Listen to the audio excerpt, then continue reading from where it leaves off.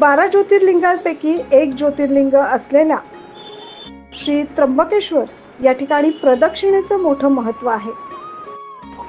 तर आपण जाणून घेऊया श्रावण महिन्यातील 3ऱ्या सोमवारी त्र्यंबकेश्वर येथील ब्रह्मगिरी पर्वताला प्रदक्षिणा का घालतात.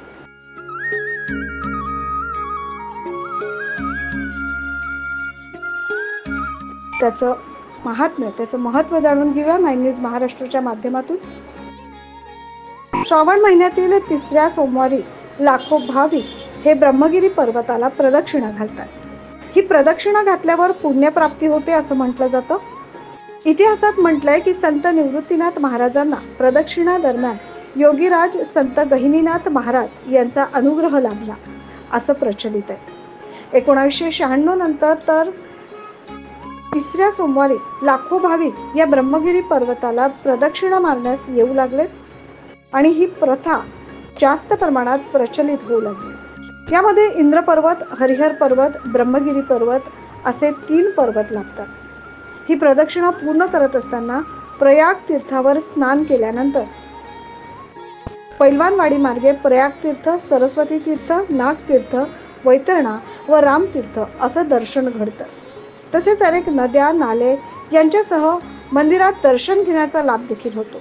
आणि असं म्हणतात की निवृत्तीनाथ महाराजांना जसे गुरु लाभले तसे गुरु आपल्यालाही या प्रवासादरम्यान लाभो, या दर्शनाच्या निमित्तानं आपल्याला पुण्यप्राप्ती हो आणि म्हणूनच या प्रदक्षिणेचं इतिहास कालापासून महत्त्व आहे. याबाबत काही भाविकांनी देखील माहिती दिली. आम्हाला खूप आनंद वाटला. कित्येक वर्षापासून आम्ही फेरीत येण्याची इच्छा होती, पण ती आता आमची पूर्ण झाली आहे. तर आम्हाला खूप आनंद वाटला. काय अनुभव आला तुम्हाला फेरीत, काय सांगाल?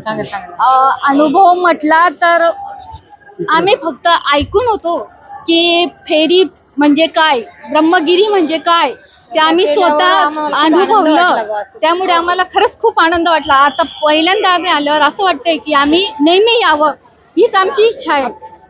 जय भोलेनाथ, श्री त्र्यंबक राजा की जय. हर हर महादेव. श्रावण महिन्याच्या 3ऱ्या सोमवारी त्र्यंबकेश्वर येथील ब्रह्मगिरी पर्वताला प्रदक्षिणा मारतात आणि ही प्रथा ऐतिहासिक कालापासून सुरू आहे.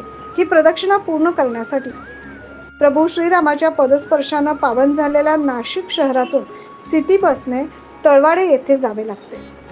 तळवाड्याला गेल्यावर तिथून पहिने फाटा यापासून प्रयाग तीर्थ इथे दर्शन घेऊन मग प्रदक्षिणेस सुरुवात होते.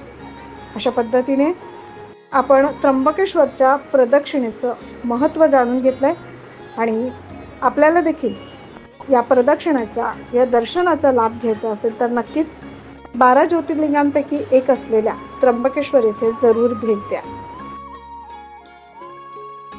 9 न्यूज महाराष्ट्रासाठी प्रतिनिधी अमर सोळंके.